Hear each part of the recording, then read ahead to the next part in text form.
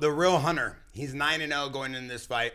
He is a Russian Chechnyan who was part of Khamzat Chimaev's training camp.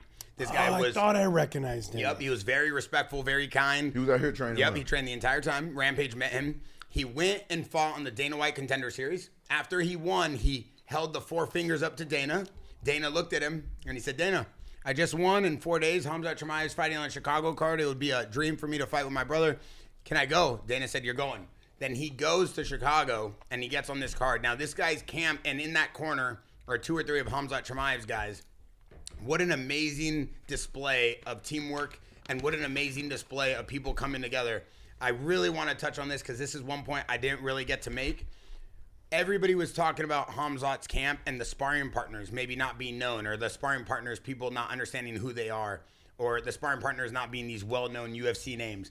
And I want this to be very clear. Like, these guys were the guys that Khamzat was sparring with the entire time.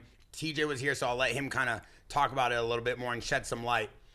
Stop with the narrative that if you don't have grade A UFC champions in the UFC in your, camp, that you're not going to have a good camp, because this shows a complete example of what you need. You need real fighters, people that are dogs that are willing to get down with you. Yeah, TJ, I mean, having other UFC fighters that are top dogs is kind of hard to have them all in the practice room all the time, right? Yeah, you want to get pushed by them, but who you really need to get pushed by is the hungry, younger guys that are trying to create a name, because they're going to be in the room doing everything they possibly can to create a name for themselves because they have not made it yet. Those are the guys that are going to push you. The guys that people know nothing about are guys that are very important to have inside your camp, hold you accountable, and are going to be there and working harder, if not as hard as me, And Rampage, I know you walked over to Santo Performance Studio, the gym here in Newport Beach that we built. You watched these guys all train, and you were telling me how incredible it was, the pace and the pressure that you saw as camp and the people that were putting it on him.